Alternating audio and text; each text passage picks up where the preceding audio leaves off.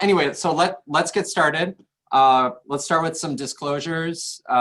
So I own some shares of Pfizer stock, which I purchased well before the coronavirus pandemic. So it doesn't influence anything we're going to be talking about, but I will be talking about the first vaccines to come to market here in the United States, one of which is the Pfizer-BioNTech vaccination. So some of the objectives we're going to come through today. So a little bit about who I am, since I'm relatively new to the Northside/Gwinnett Medical Center system. We're going to very briefly touch on SARS-CoV-2, some of the fundamental aspects of the virus and infectiousness, and why it causes some of the symptoms that we see. We're going to go very quickly through some of the updates and recommendations on treatments for SARS-CoV-2. We're going to talk about the 3 vaccines that are going to be hitting the market first, the Pfizer, BioNTech, and Moderna mRNA vaccines. And we're also going to touch on the AstraZeneca Modified Adenovirus Vaccination as well. I'm going to talk about some of the challenges that we will be facing in the coming months, and finishing on things that you, the people watching this Grand Rounds, can do to help influence the pandemic. So a little bit about me, since I'm new in town. If you haven't seen the infamous John Mulaney New in Town comedy special, you can watch it on Netflix. It was his breakout moment, and I highly recommend it if you're feeling a little down during the pandemic. But my name is Dan Ketterer. I'm a board-certified internal medicine and infectious disease physician that primarily does infectious disease. My area of interest and specialty is HIV, STDs, and their effect on the LGBTQ plus, kink, alt, poly population, and discrepancies in healthcare among those populations. I'm also strongly interested in antibiotic stewardship, improving hand hygiene, and improving safety for hospitals. I was previously at Piedmont Atlanta Hospital before this, was there for about 6 years. I chaired the ethics committee there for the last 2 years I was there. So medical ethics is also something that's very near and dear to my heart, and I love. I'm also a comedy writer, like John Mulaney. I've been writing comedy for 20 years, primarily sketch comedy, although I have done improv and other forms. So I actually had to tune down the comedy from this because I figured most people didn't know me at this point. So I tried to be mostly professional, although there is a couple slides in here where we'll kind of go into a little bit of a comedy break. But let's talk a little bit about SARS-CoV-2. So as most of you probably know, it's a beta coronavirus, which is a positive sense single-stranded RNA virus. It is one of a family of 7 viruses.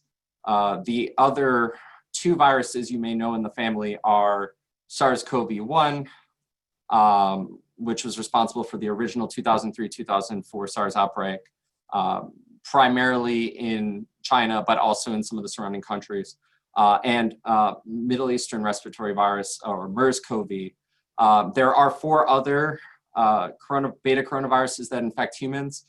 These have a long series of letters and numbers, which I can't remember. They typically cause upper respiratory infections and are often found circulating in children. So the SARS-CoV-2 genome encodes for 4 different structural proteins, which go by the unfortunate acronym of SEMEN, which is spike, envelope, membrane, and nucleocapsid.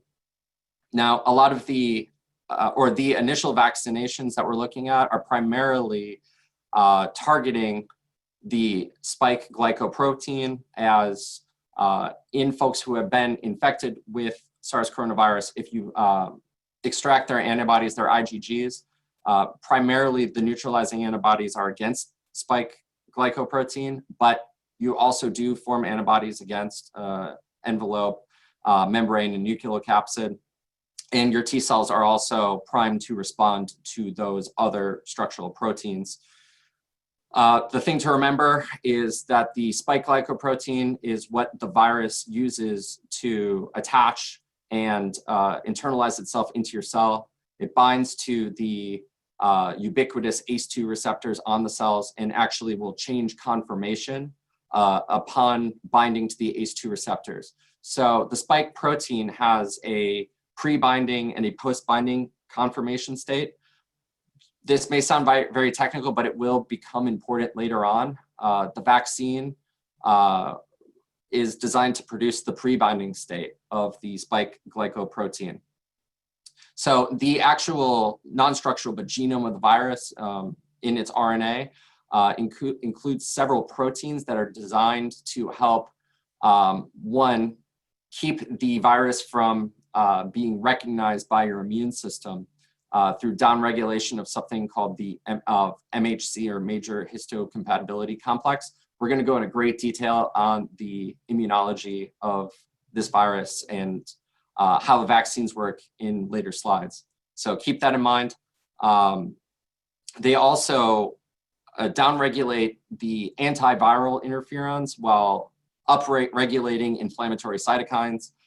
This is responsible for why we see in some individuals prolonged viral shedding, especially in folks with severe COVID disease, and also the high rate of thrombotic events because of the increased amounts of pro-inflammatory cytokines. And the last point, we already talked a little bit about that. Just a really super quick nitpick on SARS-CoV-2 and COVID-19. This is kind of a holdover from HIV and AIDS as I describe here. So COVID-19 is the description of the symptoms that you get from infection with the SARS-CoV-2 virus. So similar in HIV, where AIDS is the constellation of symptoms you get from infection with HIV. That is a gross and simplified generalization. So you can't actually catch COVID or vaccinate against COVID, much like you can't vaccinate against AIDS. You're vaccinating against SARS-CoV-2. I know that's a mouthful, so I usually just say coronavirus and you'll be correct. The other definition I want to go over, because I'm going to be referencing it a lot, is what is severe COVID-19. So severe COVID-19 are hospitalized patients that have a pulse ox reading of less than 94% on room air. Those patients that require supplemental oxygenation, mechanical ventilation, ECMO, or those folks who have evidence of end organ disease. And this can include most commonly ARDS, but you can also see kidney failure, liver failure, things like that. So let's talk about treatment. That should be obvious to everyone. Don't throw the kitchen sink at it. So let's start with the treatment that has the best data for it, at least right now, in actually changing and improving COVID-19 mortality, which is dexamethasone. So briefly touch on the recovery trial. Not a perfect trial by any means, because it was open label. This wasn't a randomized control trial, but it was conducted in the UK, where they used a 1:2 ratio of dexamethasone to standard of care treatments. And the endpoint was death at 28 days after randomization of those patients. So when I say it's open label, the researchers knew if the patient was in the treatment arm or not, and the patients knew as well. So where they saw the greatest effect from dexamethasone was in patients in mechanical ventilation. So that dropped the rate of death from 41.4 to 29.3%. And there was also a much smaller, but still in effect with folks who are only requiring supplemental oxygen. As I described here, the mortality benefit was 22.9 in the dex group versus 25.7. Neither of the confidence intervals for those two crossed 1, unlike in patients that were not requiring oxygen, where it did show increased mortality, but it was not statistically significant. So the 95% confidence interval crossed 1. This is the only treatment so far that's been shown to have mortality benefit in SARS-CoV-2. And keep in mind, because I see a lot of folks that get started on dexamethasone, This has only been shown to be effective in patients with severe COVID-19 per the definition we talked about earlier, and shouldn't be used in mild to moderate cases. The other thing is the dose is 6 milligrams IV for 10 days, and there wasn't a benefit to extending that out or doing retreatment. You also need to be vigilant anytime you're using immunosuppressives for superinfection risk. And we'll talk a little bit about that later too with some of the other things like IL-6 blockers. So one of the other treatments that we're currently using is convalescent plasma. So I thought I would talk a little bit about that next. So there have been several studies so far on convalescent plasma. Most of these have been open label and non-randomized and typically relatively small numbers. And many of them also have methodological flaws, such as also receiving dexamethasone and Remdesivir. So one of the things that's somewhat consistent when you look at the different trials that have been conducted on convalescent plasma is it seems to be, if it does show an effect, it seems to be primarily if you give it within 72 hours of symptom onset, and if the titers of neutralizing antibody against spike protein are high, with an average of 1 to 1,350. So one of the more recent studies that came out on this was one called the Plasma AR study, which was a double-blinded and randomized, unlike many of the other trials that have been conducted with convalescent plasma. They did control to make sure that they were using a high titer convalescent plasma with a high amount of IgG against spike protein. And they compared plasma versus standard of care. And I think the results of this are very important. It did not show any survival benefit. It did not show improved time to recovery. However, the safety events were similar between the two groups. So convalescent plasma may not be as efficacious as we thought it was. So moving on to the next kind of hot topic is monoclonal antibodies. Many of you have heard about Regeneron and Bamlanivimab. So if you're not familiar with monoclonal antibodies, these are modified murine or mouse cells that have been modified to produce specific antibodies against infection. In this case, these two products, the casirivimab, imdevimab is the generic name for Regeneron, by the way. So both of these are monoclonal antibodies directed against spike protein. Neither of these right now are recommended outside of a clinical trial. So I think that's important to remember. This is not standard of care whatsoever. I briefly wanted to touch on one of the trials, which was used to get Bamlanivimab's EUA back in November. Many people in the infectious disease field were somewhat critical of the EUA for Bamlanivimab because the trial that was used for its approval did not show a real strong benefit for its use, which was the BLAZE-1 trial, which I talk about here. 452 participants. It was a randomized double-blinded control trial where it was outpatient. These were non-severe COVID patients. And the idea was give people who are at high risk to develop severe COVID Bamlanivimab within the first 72 hours of either their PCR or symptom onset. So the good thing about this study was most people got their dose within 4 days of symptom onset, which was great. They evaluated 3 doses, 700, 2800, and 7000. Interestingly, only the middle dose actually had a reduction in viral load, whereas the higher and lower doses did no different than placebo. Again, remember, the study was conducted in outpatients with COVID-19. These were not patients that were on oxygen in the hospital. And no one in either group died.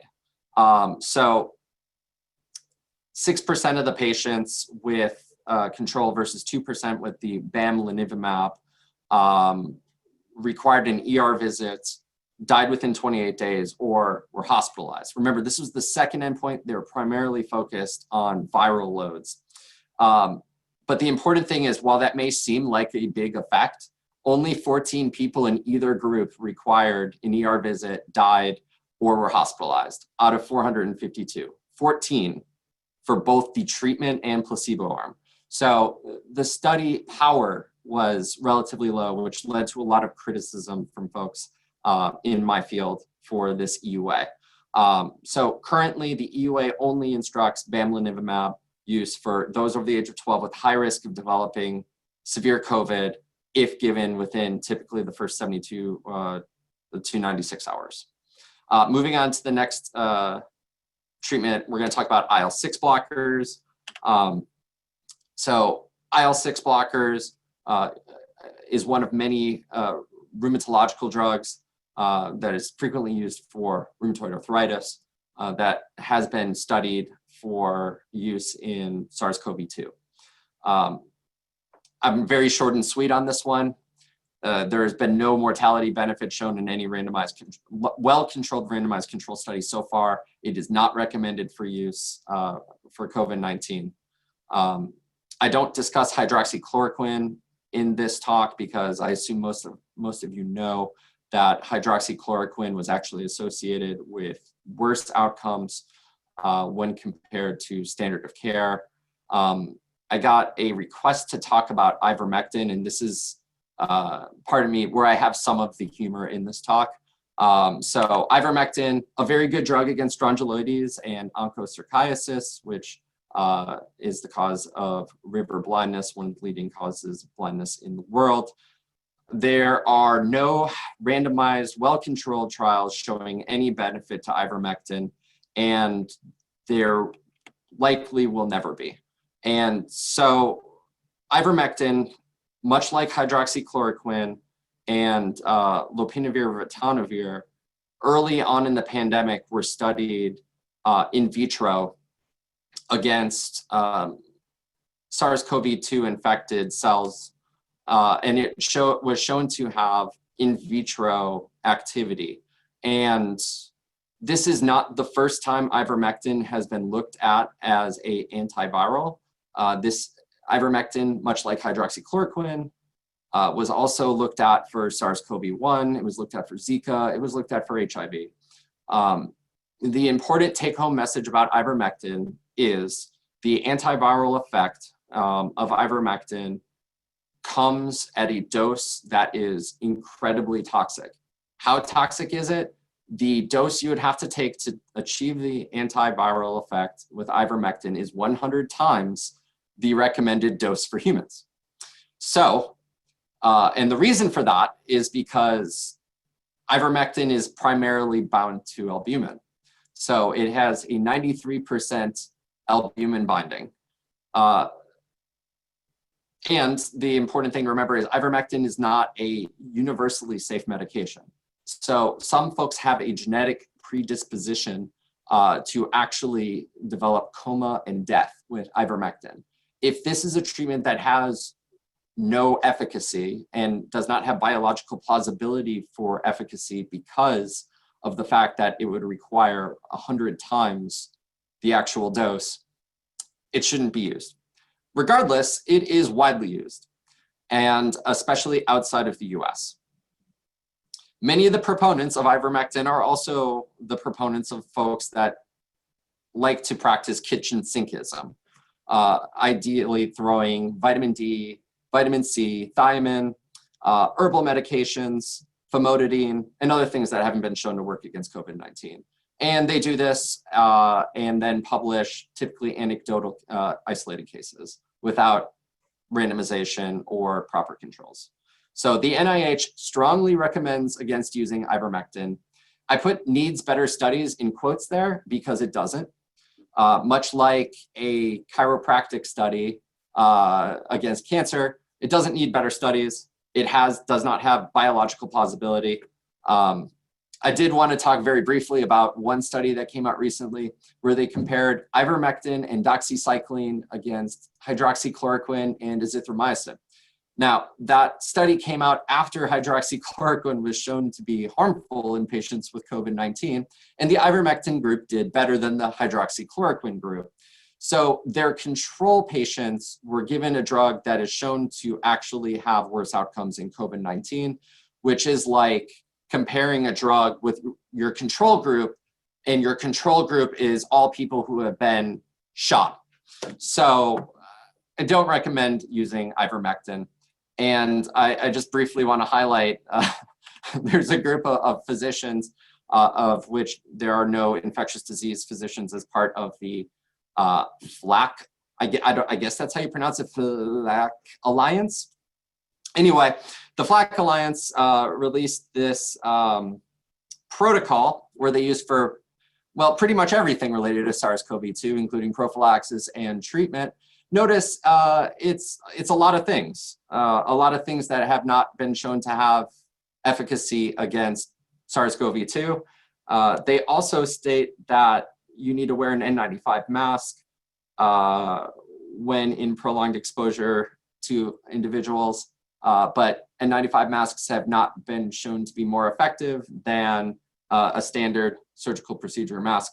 And I think their confidence in their own protocols is best stated by their disclaimer at the bottom of them, that it is solely for educational purposes only, and you need to talk to your physician before doing any of this. So they don't really back up their own claims. But I just briefly wanted to touch on that. So moving on to Remdesivir, again, something with better, strongly powered data has been shown to be not very effective, and something we may need to consider halting use of. So in this case, it is the US essentially versus the rest of the world, or in this case, the WHO. So the largest trial on Remdesivir was the Solidarity trial. So this recruited over 11,000 patients at numerous sites around the world. And they also looked at other treatment modalities that we've already discussed, like lopinavir, ritonavir, and hydroxychloroquine. It wasn't just Remdesivir. But what they found was that Remdesivir did not, especially for patients with severe COVID, didn't show any mortality benefit. It didn't reduce hospitalization duration, and did not reduce the risk of someone requiring mechanical ventilation down the line. So the WHO currently does not recommend Remdesivir for anyone with COVID-19. Contrast this with the earlier US study, which was the ACT-1 study. Notice the patient number is much smaller than the Solidarity trial. So in the ACT-1 study, it didn't show a statistically significant mortality benefit. There was a trend toward reduced mortality, but it was not statistically significant. It did show a reduced number of days of symptoms. There is a standard method, a numerical score for determining SARS-CoV-2 symptoms. I'm not going to go into it, but it essentially assigns a number to: are you in the hospital on oxygen? Are you ambulatory on oxygen, outpatient? Do you have no symptoms, etc.? So the Remdesivir group had a few days less of symptoms than the treatment arm group. However, I want to remind everyone, I spoke with our pharmacy team that a 5-day course of Remdesivir cost $5,000. And in the studies, they were often given 10 days. So currently, treatment or the use of Remdesivir is still, I would say, up in the air. I personally favor probably not using it as much, or restricting utilization of Remdesivir solely to patients that are early in their symptom course or recently tested positive before they have symptoms, with a very high probability of developing severe COVID based on comorbidities. Otherwise, I don't think it should be used, personally. The Infectious Disease Society of America's recommendations suggest use only in non-vent patients requiring oxygen early in symptom course, like we discussed, and with concurrent standard of care, which is dexamethasone in those patients. So I wanted to really quickly finish on solidarity a little bit more and the dangers of repurposing drugs, which, like I mentioned, they also looked at interferon, Kaletra, which is lopinavir, ritonavir, and HIV medication, and hydroxychloroquine in their studies. None of them improved death rates, length of stay, or met need. And hydroxychloroquine and interferon groups actually trended more toward the death side versus control group. But again, you have to express caution. It was not statistically significant in the confidence interval. 95% confidence interval included one. Want to talk briefly about one of the hot new treatments that's been getting a lot of buzz lately, which is Janus Kinase Inhibitors, another rheumatoid arthritis treatment. It goes under the generic name of Baricitinib.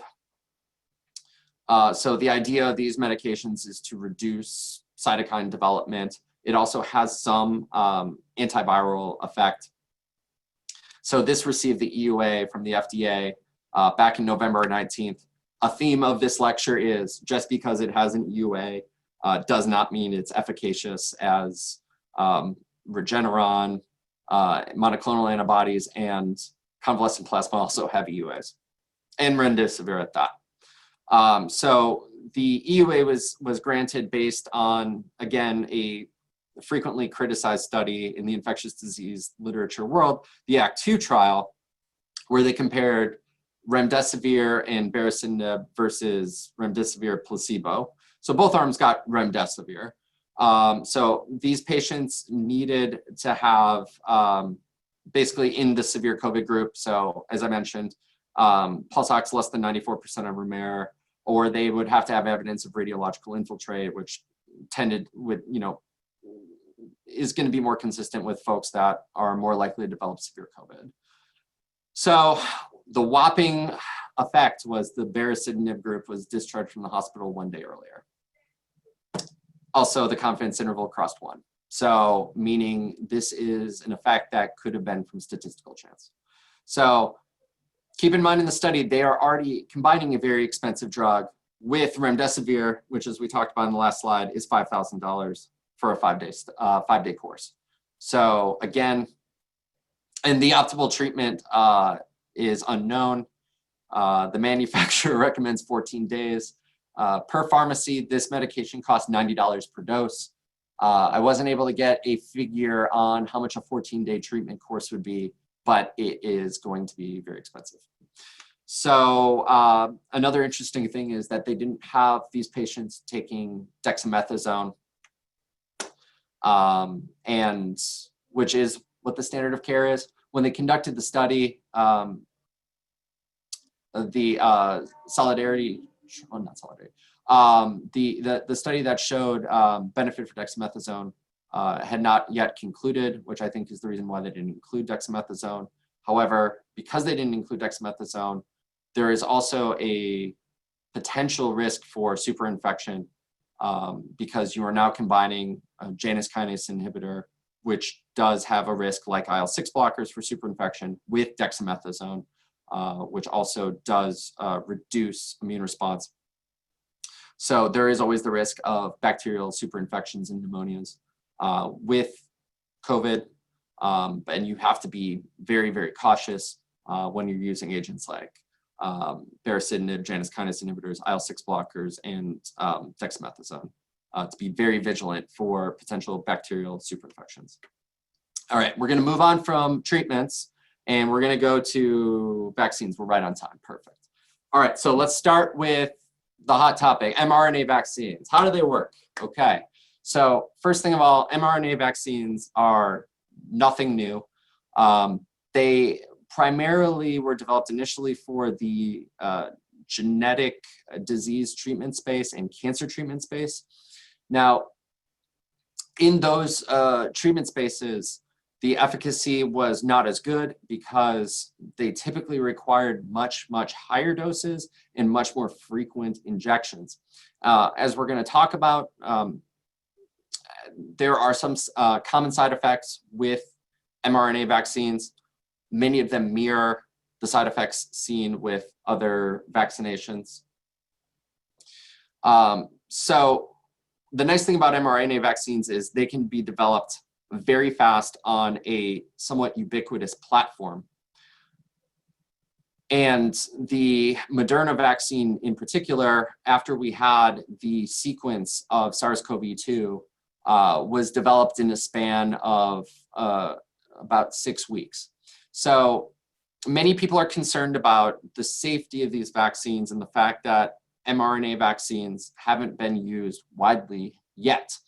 However, as we're going to talk about, they have been used widely in humans and tested for safety for a substantial amount of time, over a decade. And their safety is also well documented.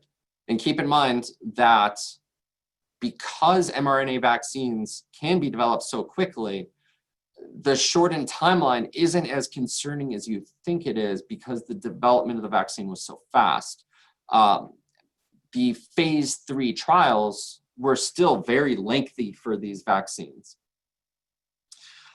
So the mRNA vaccine, a big problem with mRNA utilization in vaccines has always been stability in humans, as far as being able to get it into the cellular cytoplasm before it getting broken down. So part of the way they do that is in its preparation. So the mRNA is prepared with a untranslated region at the 5' and 3' ends, as well as the poly A tail and the 5' cap. So similar to mRNAs in our own eukaryotic cells. They also encase this in a lipid bilayer envelope, which they call lipid nanoparticles, but it's just a fancy term for lipid bilayers. These lipid enveloped mRNA segments are essentially uptaken by a broad range of cells at the injection site. So what happens is the lipid bilayer fuses with our outer membranes, releases the mRNA into the cytoplasm. Remember, ribosomes in the endoplasmic reticulum are located in the cytoplasm, not the nucleus. And these mRNAs are then translated into proteins. In this case, it's being translated into the spike glycoprotein. So the spike glycoprotein is now sitting inside your cytoplasm. Big deal. So you also have a intracellular machinery called proteasomes. What proteasomes do is they take malfolded proteins and other proteins and they break them down.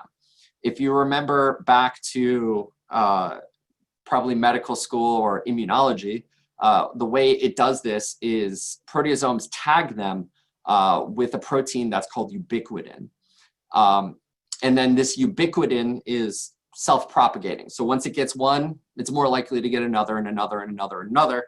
Ubiquitin, a repeatedly ubiquitin tagged protein is then proteolysed into smaller segments. So the spike glycoprotein in this case is then broken down into little tiny itty bitty pieces, which are then shuttled into the outer membrane and placed onto either MHC1 or 2. Now, we're going to talk a little bit about MHC1 and 2 briefly. MHC1 is expressed on all cell types.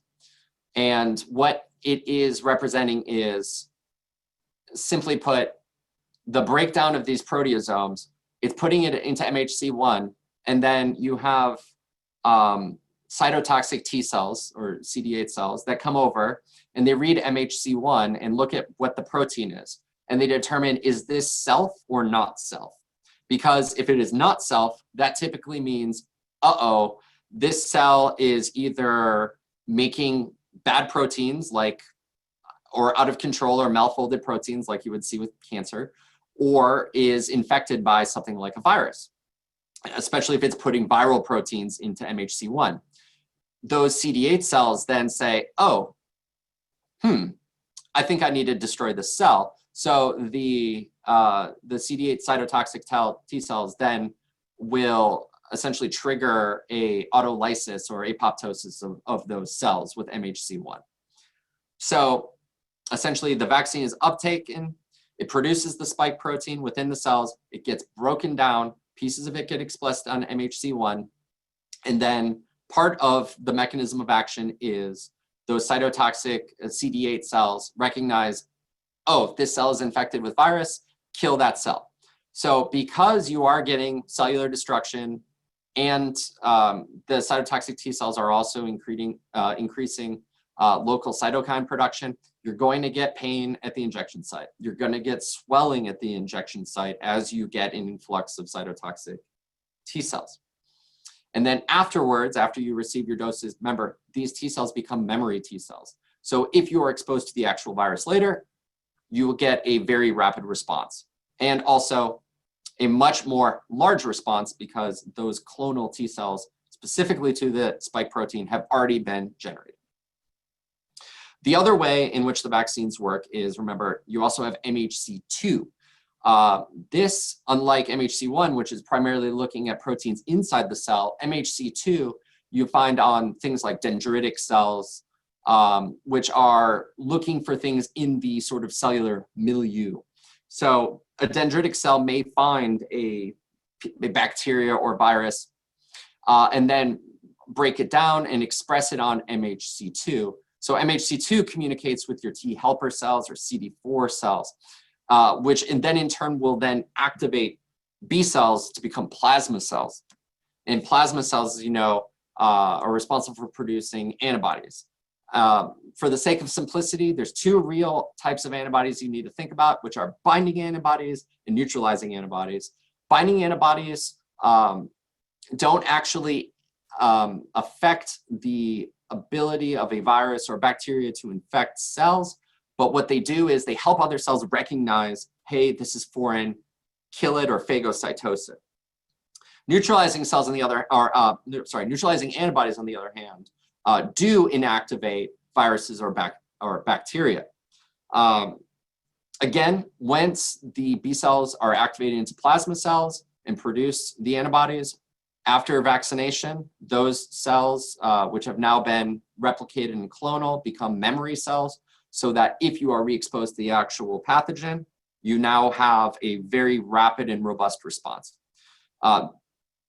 This is a large reason why, although it is not yet officially approved, folks who have had SARS-CoV-2 infection or COVID-19 in the past should likely also get vaccinated.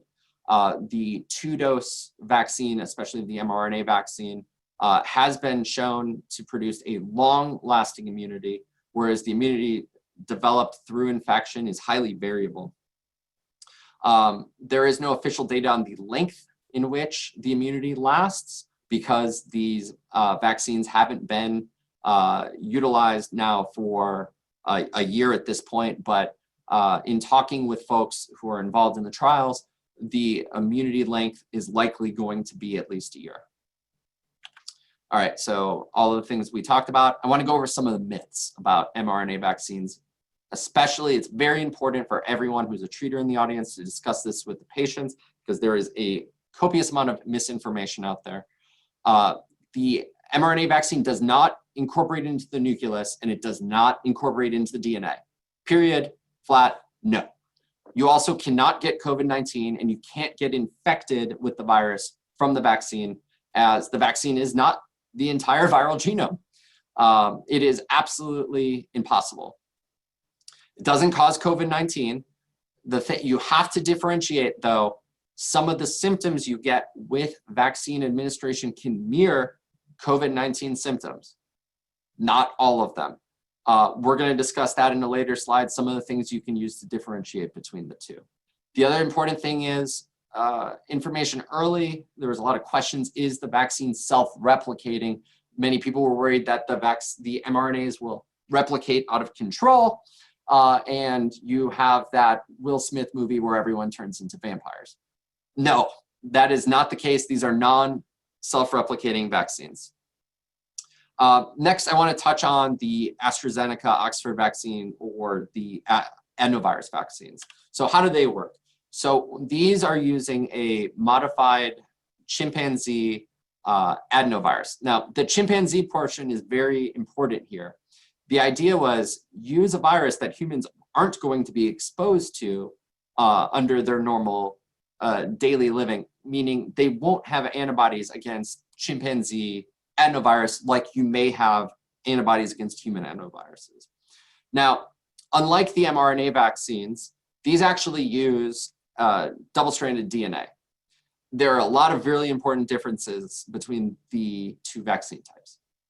So the double-stranded DNA of the, essentially how it's produced is the spike protein sequence is converted to mRNA, which is then, they likely use reverse transcriptase to convert that back into DNA, a double-stranded DNA. The chimpanzee adenovirus infects cells. The DNA is then taken into the nucleus of the cell. It does not incorporate with human DNA, but what it is your nucleus contains an enzyme, which is RNA polymerase, which then unfold, and RNA polymerase also contains, if you remember, helicase, which will then basically unzip or unwind the double-stranded DNA and then translate that into mRNA. So essentially what you're doing is then you are essentially producing the mRNA vaccine. So the mRNA is then taken out into the cytosol and then translated by your ribosomal RNA into the spike protein. So in effect, it affects essentially in the exact same way as the mRNA vaccine does, where you are creating an mRNA target of the spike glycoprotein, producing the protein. It gets broken down by proteasomes, just like the mRNA vaccine, expressed on MHC1 or 2, and then using that to trigger the immune response. So the action is very similar. The mechanism in which they get to the endpoint is different. So I want to go over some of the myths with the adenovirus vaccine. You can't get adenovirus infection from the adenovirus vaccine because it's not an infectious virus. It's non-replicating. The portions of the virus used for replication have been eliminated from the virus, so it is impossible for the virus to replicate in your system. It also does not cause adenovirus upper respiratory tract infection symptoms because this is a chimpanzee adenovirus, and again, because the portions of the DNA responsible for causing those symptoms have been removed. While it does go into the nucleus of the cell, it does not incorporate into the DNA of the cell, which is very, again, important, because many people are concerned that these vaccines are going to basically become part of our genome and cause mutations and disease. That is absolutely 100% impossible. Many of the same things we just talked about. It doesn't cause COVID-19. It's not self-replicating. So what about efficacy of these? We're going to start with the mRNA vaccines because that is what we're going to have in this country first. So we're going to start with the Moderna trial. Moderna is up for their EUA today. I haven't checked the news to see if they got approved yet. But Moderna's trial in their phase 3 used 34,000 participants. So well powered. And I think that is something we need to talk about with patients is confidence in these vaccinations because of how many recruits they had in their phase 3 trials. As we'll talk about with Pfizer's vaccine, they had even more, 43,000 in the Pfizer vaccine trial. So with the Moderna vaccine, these patients are given vaccine at day 0 and then 4 weeks later. And they followed them on median 7 weeks after their second dose. Now, with both of these vaccines, sort of target levels of immunity against SARS-CoV-2 are typically achieved between 1 and 2 weeks after the second dose. So keep that in mind. So in this case, they followed them on median 7 weeks after their second dose. It was a 1-to-1 treatment to placebo group receiving, in this case, both Moderna and Pfizer saline. That's very important, as we'll discuss in the AstraZeneca trial. So the endpoint in this case was both symptoms of COVID-19 and a positive RT-PCR. There were no cases of severe COVID in the vaccine arm versus 11 in placebo, which is fantastic news. There were 11 cases of COVID in the vaccine arm versus 185 in the placebo, which accounts to about a 94% efficacy, closer to 95 if you round the 10th decimal place. So you may have heard some whisperings about this. So notice that their endpoint in this case was symptomatic disease plus an RT-PCR. Moderna also did a subgroup analysis, which they have not yet published the full data on, looking at patients who just had a positive RT-PCR but no symptoms and didn't develop symptoms. These are the asymptomatic carriers. And they wanted to look at, was asymptomatic infection more common in people who got vaccinated or in the control group? In this case, the asymptomatic cases, there were 52 in total, a very small number. Again, they're very early in their analysis of this, but from what they have released publicly so far, of the 52 asymptomatic cases, remember, these were folks that essentially tested positive between injections 1 and 2. So keep in mind, they haven't really had the full injection at this point or the full protection, but of the 52, 38 were in the placebo group and only 14 were in the vaccine group. So as far as the vaccine efficacy against asymptomatic infection, it is not known at this time. And it is something we will develop or figure out down the road. However, preliminary data is looking favorable, which is fantastic news, as we still do not have a reasonable range of the true prevalence of asymptomatic infection, with ranges as low as 4% to as high as the mid-40s, and asymptomatic infection being much more common in younger individuals. So another thing that's important to keep in mind here is the vaccine efficacy was in mRNA vaccines better the younger you are, with a better endpoint for those that were under the age of 65 versus those who were older, but both showed very strong efficacy, especially when compared to other traditional vaccines like influenza vaccine. Also, the other thing is both of these are indicated in adults only right now. Moderna's vaccine for 18 and over, and Pfizer's vaccine for 16 and over. Briefly, we're going to touch on Pfizer's vaccine results. They were very similar to Moderna's vaccine results. They had an even larger trial group. An important thing not in the slides, but I wanted to mention is the demographics. So both vaccine trials made sure to specifically include a representative sample of African Americans, Hispanic individuals, elderly, folks with immunocompromise, including well-controlled HIV. They were not excluded from the trial. Folks with severe or active immunocompromise were excluded from both of these trials.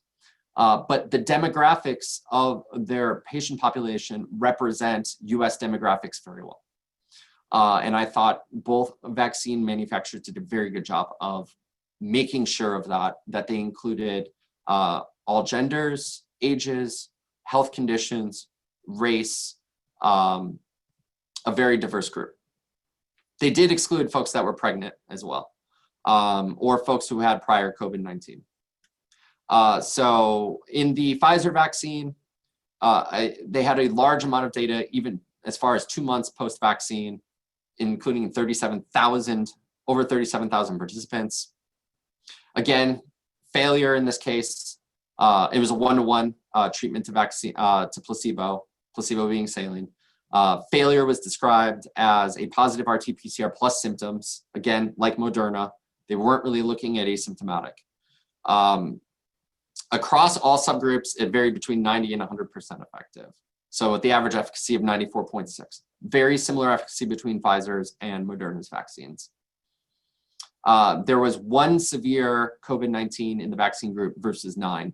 Moderna, if you remember, had 0, but I think this is probably due to within the range of statistical error. Keep in mind that Pfizer's vaccine had almost about 10,000 more participants. So Adenovirus vaccine. Let's move on to the efficacy of that because there has been a lot of controversy and in how not to do a vaccine trial. So AstraZeneca's vaccine trial, you may have heard, did not go as planned. So one important thing about AstraZeneca's vaccine trial, actually two important things, is that the placebo group did not get saline. They actually got meningococcal vaccine. The idea was better match the immune modulatory effects of a vaccination, which you would not get with placebo versus their vaccine. So they actually made things a little bit harder for themselves by having a vaccine group that got meningococcal vaccine instead of saline. So AstraZeneca, the modified adenovirus vaccine, first dose day 0, second dose is at 4 weeks. In this case, they had 12,000 participants in the initial trial, divided between Brazil and the UK, where 9,000 patients were in Brazil and 3,000 were in the UK. Notice that for at least the preliminary trial data results, these phase 3 results are much smaller in patient population than the Moderna and Pfizer vaccines. Again, a 1-to-1 placebo in this case, meningococcal vaccine versus vaccination. But AstraZeneca messed up. So in the UK arm of the trial, the first dose, patients received half of the dose and then were given a full dose 4 weeks later. The Brazil arm received full dose at both day 0 and day 28. What's puzzling is that the people who got the half dose to start and the full dose later did better than the people who got the actual recommended dose at both endpoints. The Brazil group had a 62% efficacy versus 90% efficacy for the UK group. Now, this is absolutely fraught with problems. As you may imagine, treatment and sort of baseline treatment and demographics may be different between the Brazil and UK groups. UK, interestingly, has had a higher mortality with COVID in their studies. So I'm not really sure how much you can make of this sort of preliminary data that generated a lot of controversy. AstraZeneca is still doing phase 3 trials now with much larger populations. So unlike the Moderna Pfizer vaccines, AstraZeneca is actually defining failure by PCR positivity, not necessarily just symptoms. So they are also looking for asymptomatic cases. So keep that in mind, that the Pfizer and Moderna vaccine efficacy really is primarily for symptomatic COVID versus the AstraZeneca vaccine. Part of the reason why their success rate may not be as good may be the fact that they're also making it harder on themselves by also looking at asymptomatic COVID. Importantly, 0 cases of severe COVID-19 in the AstraZeneca treatment group. All 3 vaccines have shown amazing efficacy against severe COVID-19. So briefly, let me check my time. Okay, 5 minutes. Side effects of mRNA vaccines, very similar to something like a flu shot. Injection site pain is the most common between the 2 mRNA vaccines. Fatigue, headache, muscle pain, joint pain. Very important things here. In the studies, there were no severe anaphylaxis or allergic events. There's been a lot of press about 3 total anaphylactic events with this vaccine. That is absolutely to be expected with wide dissemination of the vaccine. And I would like to remind everyone, anaphylaxis is treatable. There is no evidence of something we were all looking out for in the infectious disease field is something called antibody-dependent enhancement. This is something you see with dengue infection, where on the second time you get infected with dengue, you're typically doing much worse or a higher probability of dying, because the way the virus works, the antibodies produced for dengue the first time around don't neutralize the virus. They're binding antibodies. And then those binding antibodies are recognized by phagocytic cells. And when the phagocytic cell phagocytizes the virus infects that cell. So it actually makes, in these cases, antibody-dependent enhancement makes the disease worse. But what we have not seen is that phenomenon happening where people who got vaccine did worse. That is incredibly important to discuss with patients, is that people who got vaccine did, and those who got COVID were not more likely to progress to severe COVID. There is not antibody-dependent enhancement. So Pfizer's vaccine, very similar to Moderna's vaccine. So really briefly, differentiating between COVID-19 and vaccine side effects. Local site reactions are going to be much more common with vaccine than COVID-19. Anosmia, agustia, loss of taste, cough, sore throat, much more common with SARS-CoV-2. Fever between the two groups is a symptom. So if they're having symptoms like sore throat, cough, loss of taste and smell, and they had recently gotten the SARS-CoV-2 vaccine, that's more likely to be due to actual COVID-19 infection. The other thing to keep in mind is vaccine side effects were in the studies worse after the second dose and typically only lasted 24 to 48 hours. Many of them improved with ibuprofen. So one of the ways we combat the side effects is potentially in healthcare workers, where we need to have broad vaccination, is you vaccinate people before they have time off. I know that sounds terrible, that you would vaccinate someone on a Friday for them to be miserable on their day off, but that is something we need to do so that healthcare workers are not out of work en masse, and also staggering vaccination in departments so that not every single person in a critical department is vaccinated at the same time. Should those with COVID-19 get the vaccine? There is no data, as I discussed before, from CDC or recommendations from CDC at this point. My personal feeling is yes, because of the prolonged and predictable antibody response you get from vaccination. Differences between the Moderna and Pfizer vaccine, as you may be aware, is the Pfizer vaccine has a cold chain requirement requiring the use of either dry ice containers in which they're shipped in, or specialty freezers that can keep the vaccine between -60 and -80 Celsius. In storage at those temperatures, it has a shelf life of 30 days. Once you thaw the vaccine or put it in regular freezing, the shelf life is 5 days. Once it's room temperature, it can only be used for within 30 minutes, and it has to be diluted with saline. Once it's diluted, it has to be used within 6 hours. And the second dose is 3 weeks after the first. The Moderna vaccine, on the other hand, a little bit more flexible. It can be used in standard freezers. It doesn't require the dry ice or specialty freezers of the Pfizer vaccine. The sort of downside of the Moderna vaccine is that they come in, unlike the Pfizer vaccine, which is a single dose, the Moderna vaccine comes in vials of doses of 10, and that once you draw up the first dose, you only have 6 hours to give the remaining 9. And the second dose is administered 4 weeks after the first, unlike Pfizer, which is 3. So the initial vaccine allocation plan, this comes from the Advisory Committee on Immunization Practice, or ACIP, and this is mirrored by the Georgia Department of Public Health, is that phase 1A is to vaccinate high-risk healthcare workers and those in LTACs and nursing homes who are at the highest risk for severe COVID. And also making sure that the frontline healthcare workers that are taking care of the COVID patients and also more likely to transmit COVID to patients without COVID are also protected. Georgia's initial coronavirus plan mirrors this. The DPH has been shipping out doses of the Pfizer vaccine to hospitals already, with plans to eventually have the manufacturers ship directly to facilities. They are waiting on the Moderna EUA to then begin releasing that product. All right, so future vaccine challenges. We're going to skip right through this because I'm running out of time.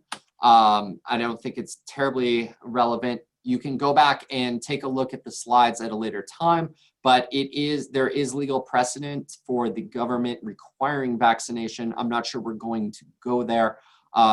Take a look at the Supreme Court cases and the 8th Circuit cases regarding this. You do run up against both Title VII of the Civil Rights Act and the ADA. However, employers probably end up making accommodations for people who refuse the vaccine for non-medical reasons. Should I get a vaccine as soon as it comes out? Yes. I personally will be getting my vaccine today at 6 p.m. And the reason why you should do this, as I discussed in this last slide or second to last slide, is we need to be leaders for the community. We need to be stepping up right now and showing that these vaccines are both safe and effective. and that we have no doubts when it comes to this, or else we will not have widespread vaccine adoption. So things you can do to help right now: be a leader in your community, and especially in your social media posts. Talk with your family and friends about vaccination. Help them come up with a vaccine plan and have them talk with their doctors about plans for vaccines once it's available. Make sure they're using masks. Keep up with the mental health of folks in your social circle, especially folks who have been in prolonged isolation, or consider donating blood, or if you've had COVID-19 already, convalescent plasma. And then one final thing, I've been making a coronavirus guide for the public since the beginning of the pandemic. It has its own website. The idea of the guide was to address the most common questions for the pandemic, specifically for the public at a 6th grade or so reading level, and then also give them pragmatic things that they can do to reduce cases. You can find the guide at drdansguide.com. It is completely non-commercial. There's no ads, there's no tracking whatsoever. I make no money off of it. I just pay for the hosting. There's probably lots of spelling mistakes and grammatical errors because it's just me that writes it.